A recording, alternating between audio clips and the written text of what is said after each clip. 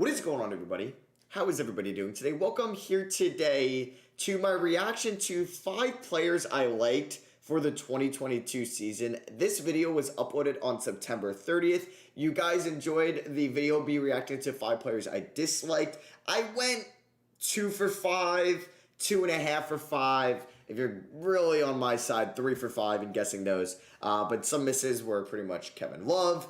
I thought Yusuf Nurkic was a pretty notable miss. But yeah, I think I hit Oladipo, I hit Julius Randle, and I kind of hit Marvin Bagley, whatever you think. So we're going to see how well I do today. The player on the thumbnail, which I won't spoil it, but yeah, his season was all right. I will have basketball reference up so we can kind of go over some of this stuff throughout the video. I'll pause after each player. So without further ado, let's just get into this. And just drop a like if you guys do enjoy these videos. Say that I love for the 2022 season is Darius Garland of the Cleveland Cavaliers. So in hindsight, maybe I should have put Garland in my top guys that I think are going to break out next season, because I included a lot of players from the 2019 draft class like Keldon Johnson, RJ Barrett, and Kevin Porter Jr. But I did include Darius Garland, who might be actually the best out of those 3 players, because like his jump from his rookie year to his sophomore year was incredible. He went from 12 points in his rookie year to 17.5 points, 4 assists to 6 assists, under a steal a game to over a steal a game. Now his free throw percentage did drop, but he got to the line a little bit more, so maybe just a higher volume means he was going to go down in free throw percentage. His 3-point percentage went up when he took the same amount of threes. 5 a night, he went from 35% from 3 to 39.5% from 3. Yeah, basically 40%, which is amazing. But the thing I love most, he took 12 shots his rookie year and hit them at a 40% clip. Last year, he took 15 shots and hit them at a 45% clip. And he also got a little bit better on defense. And his ball handling, you kind of noticed maybe his dribble moves were getting a lot better. And dealing with just a poor Cavs team, there was obviously internal problems with, once he entered the NBA with John Beilein, already issues there. His rookie season was cut short due to the COVID-19 pandemic. The one leader, the main veteran on the team that has championship experience, Kevin Love, is just a horrible leader for them. We're going to see what's going on. Is he going to get bought out? He doesn't want to lose the money. No team's going to want to trade for him pretty much. So yeah, he's without really his main veteran, but I think he's due to a big year and poised for a big year, and I think the Cavs could be maybe a little bit surprising, maybe be like flirting with that play-in tournament team, because you got Sexland, you got Okoro, you got Markkanen, you got Mobley, you got Jared Allen. They're a fun team, don't get me wrong, and I think Darius Garland could end up as maybe the best player out of all those guys I mentioned this year on just kind of overall, on offense, on defense. Maybe if he puts up better numbers than he did last year, can flirt with an all-star game appearance. And I think he's just getting better on the defensive side of the ball. And I think just maybe adding Lauri Markkanen and Evan Mobley could just open up so much for Garland when it comes to the pick and roll and the pick and pop and just kind of DHOs and etc. So I think Garland is due for a big year, and I love him a lot. Next up. All right, so Garland was a hit. I even mentioned that the Cavs could be a flirter with the play-in tournament, and yeah, I think they're the 7th seed at the moment I'm recording this. So I was kind of right with that as well. But Garland, yeah, this is 100% a hit. He has improved mightily from his sophomore season, going from 17 points to 22 points, going from 6 assists to 8.5. His field goal percentage is up from 45 to 46. His 3-point percentage has still hovered around like an elite level. And honestly, you could even say it's a better 3-point shooting season this year because of the attempts. He's taking almost 3 more attempts this season. Or I should say almost 2 more attempts this season. And his 3-point percentage just dropped from 39 to 38, which is elite. Like, that's an elite 3-point percentage level. He's getting to the line more. I think his defense has improved. His turnovers have gone up. But that is fine because you're expecting that from the usage to go up as well, which it's hitting a career high to 28%.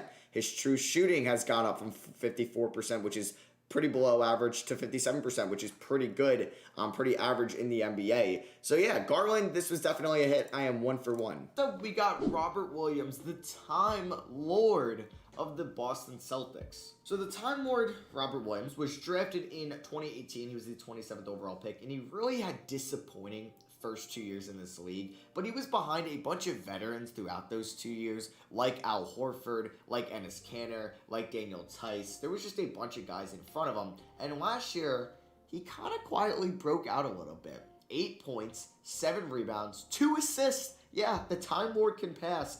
2 blocks as well as being super efficient inside the paint at a 72% clip. I think he got a lot better when it came towards the end of the season, and I don't think he played all that bad in the playoffs. Now, obviously, the Celtics had to completely change up their game plan without Jaylen Brown. They were playing arguably the most talented team in the league in the Brooklyn Nets, so they were really never going to be able to run any bit of offense through Robert Williams. But I think with Tice gone, they did bring back Enes Kanter and Al Horford, but it's looking like Al Horford might start at the 4. Robert Williams is going to get the full-time starting 5 center minutes, and I am very excited because he's gotten better on the defensive end, which I think is huge. If he's going to be kind of molded after that Clint Capella style of play, that's your rim protector, your rim runner, just there to really get offensive rebounds, catch alley-oops, and just be efficient inside, basically Rudy Gobert and a lot of other centers that can't shoot in this league. And that's completely fine for Robert Williams. So I think as long as he could just stay healthy this year, he averaged 8 points and 7 rebounds in 19 minutes per game last year. His per 36 numbers would have been 15 points and 13 rebounds. So I think if he stays fully healthy, he can average around 25, 26 minutes, and he stays out of foul trouble, which he flirted a little bit with last year. I think he could be a very promising young center because he's going into his age 24 season. He'll be 24 on opening night, just gonna pretty much turn 24 right before the season starts. But yeah, I think if he plays a decent amount of minutes, he doesn't get hurt, stays out of foul trouble, he could be some guy that we're looking maybe scoring 12 to 13 points, 9 to 10 rebounds, over 2 blocks a night. And we're like, yeah, he's one of the better young centers in the league, and he was definitely deserving of that new contract extension. Forgot to mention that. Yeah, that contract extension is going to show why they're going to play him a lot of minutes this year. I'm excited for the Time Lord. All right, so I think I am 2 for 2. So Robert Williams, unfortunately, has recently gotten injured. I believe he will be missing the playoffs. Yeah, he's going to return in 4 to 6 weeks. So, like, if they make a run, and, like, if they're playing in May, he could maybe return, but I wouldn't really bet on it. But Robert Williams having a career year in points, career year in rebounds, assists, blocks. He's averaging 2.2 now, steals, minutes per game, though. That's what I really wanted to see out of him, was just playing more. And he's averaging 29 minutes a game this season. But, like, this box score numbers, or, like, these stats don't even show the full picture for Robert Williams. He has been one of the best defensive players in the NBA. He was in the Defensive Player of the Year conversation before he got hurt. He's definitely not going to win it now, but he was getting a lot of love and was pretty much the main anchor for the Celtics. Above average or really good defense this year. Like, the Celtics have been pretty good on defense, and, like, their team, like, if you look at it on paper, is not the best. But, like, they play so well together. They have the second best defensive rating in the NBA.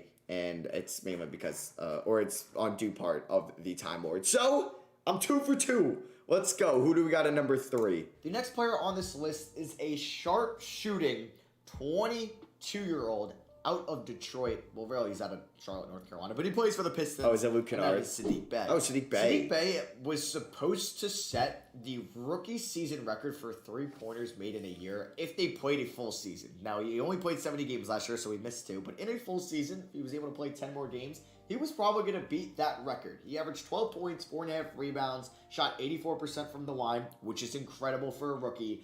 40% from the field, which isn't great, but hey, he shot 38% from 3 on 6.5 attempts a night. I think Sadiq Bey was definitely a top 5 rookie last year. Now, obviously, you had your Anthony Edwards, your Halliburton, your LaMelo Balls, but I think he was right there as possibly the 4th or the 5th best rookie out of the 2020 class last year. And this man is an absolute sharpshooter, and I'm just excited for him this year, where he's going to get even more volume. I'm hoping to see him take more than 10 shots a night. Now, Ed and Kelly Olynyk won't help, and obviously Cade Cunningham, but I'm hoping by the addition of Cade Cunningham can set up more Sadiq Bey off the ball movement, and he can actually get maybe a very good point guard. Now, like, Sadiq Bey, not bad. They went through some veterans, but Cade, I think, is going to get the job done for Sadiq Bey next year, and I wouldn't be surprised if he was the second leading scorer behind Jeremy Grant, and I think since he is in Detroit, it's a small market team, he's not going to get a ton of recognition, but I'm just excited to watch some Sadiq Bey next year.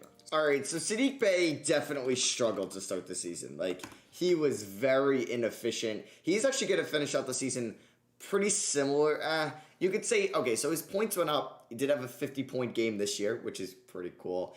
I wouldn't consider this a hit. I would say this is a miss. Sadiq Bey's field goal percentage dropped. His 3-point percentage dropped. And his free throw percentage all dropped this year in higher volume. Yes, his, like, box score stats went up, points, rebounds, assists, steals. turnovers all went up. But, like, I don't know. He took one more three a night. His three dropped from 38 to 34%. He took four more shots a night. His field goal percentage dropped, but not really by a lot. I don't know. Like, I guess it's weird we are with thresholds. Like, 39% looks so much worse than 40%.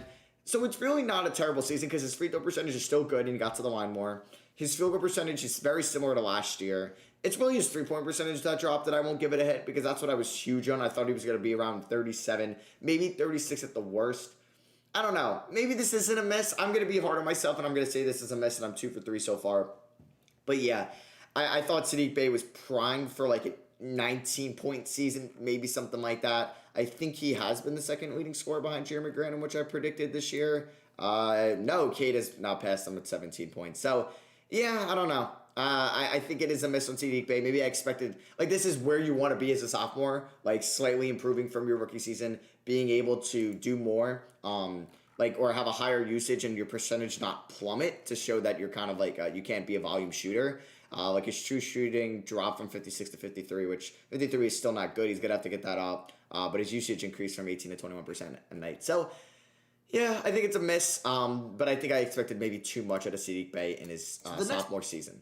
Player you could basically say is a superstar in this league. I'm just thinking he's going to have a very big year now that he's the number one option due to injury for their other guy. But yeah, that is Paul George, if you couldn't guess it, of the LA Clippers. And the reason why I say this is because no Kawhi Leonard. If you watch Paul George in the playoffs, I think we can kind of all come to the assumption that he might be better as a number one. And the reason why he wasn't great with the Clippers last year is just he doesn't maybe fit that great with Kawhi. So Kawhi or not, which we know there's no Kawhi this year, Paul George I think is due for a very big year. He's a borderline top 10 guy in the league. I would say that he is not a top 10 player because you would have AD, Lillard, Embiid, Jokic, Lillard, Luka, Harden, Kawhi, Giannis, Curry, LeBron, Durant. There's a bunch of guys you probably have in front of Paul George. And you would say he's like 12 at the moment, but I think there's a chance that Paul George can have a better year than Anthony Davis, maybe Joel Embiid, maybe Damian Lillard. And he could be a top 10 player in everybody's eyes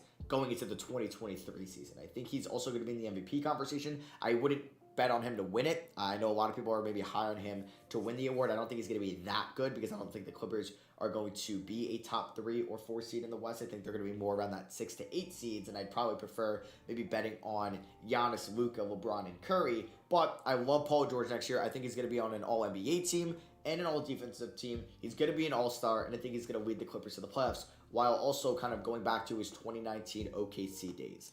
All right, so Paul George, I think would have been a hit if the injury didn't happen. But if I'm going to say, like, my Oladipo one wasn't a hit. But, like, I guess, like, when Paul George has played this year in 30 games, he's been good. He was better this year than last year. He's been better than any year he has been in LA. Like, if we're comparing the 3 years to LA, he only played 29 minutes a night in 20. Oh, wow. Okay. But, yeah, his minutes compared to last year, like, points are up, rebounds are up, assists are up, steals are up. Field goal percentage is down. 3-point percentage is down. Okay, now I'm going to say it's a miss. Because, I mean, you can't predict injury, but he only played 30 games. And you could say his efficiency was even worse this year. Like, his true shooting went from, let's see, it was a 59% to a 53%. Yeah, he was definitely worse this year. And he wasn't like that guy that I thought could be close to a 30-point per game scorer like his 2019 OKC year. So, yeah, this is a miss. I guess you could say that I am 2 and 4 now if you don't count Sadiq Bey's hit. So let's see if I can go positive, go 3 for 5 with this last guy. And then my final player that I just absolutely loved next year and I'd buy all his stock is another player that is going to get a bigger role due to an injury of another player on his team, with Jamal Murray, and that is going to be Monte Morris of the Denver Nuggets. The king of the assist to turnover ratio. I love this player. He passes the ball well. He doesn't turn it over. He shoots efficient from the field. 48 from the field, 38% from 3, 80% from the line. And yeah, like I just mentioned, he doesn't turn the ball over. He doesn't get into foul trouble. He's a very smart player. And I just love Monte Morris. And I'm so excited to watch him play. 30 plus minutes this year. Now, it does suck. It comes at the expense of Jamal Murray being hurt for the first half of the season. But either way, I think Monte Morris is due for a breakout year, and we're going to be looking at him as one of the best contracts in this league because he's making $8 million this year, $9 million next year, and then $9.5 million fully guaranteed the year after that. I think he's due for a breakout year. I don't think he's going to be anything like, oh, he's an all-star or, oh, he's a top 10 point guard in this league. But now, I think there is a good chance that Monte Morris can increase that 10 points to 14, 15, maybe 13, possibly. Those assists from 3 to 5 or 6, and just set up Jokic, set up Porter Jr. I think Morris is due for a big year, and I'm going to be very excited to watch the Denver Nuggets, and especially Monte Morris on League Pass. All right, so Monte Morris. Let's take a look at the numbers on Monte Morris, who played a much bigger role this year due to the Jamal Murray injury. And I think it was a hit on Monte Morris at least. I think he's been a very good backup point guard. And like I said, I didn't think he was going to be an all-star. I didn't think he was going to be a top 10 point guard. But, like, his usage, we could see, went up. But, like, I guess he didn't play as big of a role as I thought because their point guard is Jokic when it comes down to it. But his points went up. Maybe not as high as they thought they would, but 12.5 is still really good. 4.5 assists. The dude turns like a 4.4 to 1 turnover ratio is pretty good. He doesn't turn the ball over a lot still. 3 rebounds. But really his efficiency is where I didn't expect him to be this good. Like his 3-point percentage, 39% on 4 threes a night. 48% from the field, 86 from the line. He doesn't get to the line a lot, but still, I think Monte Morris had a good year, and I think this would be a hit technically. So I will say I went 3 out of 5. I hit on Darius Garland.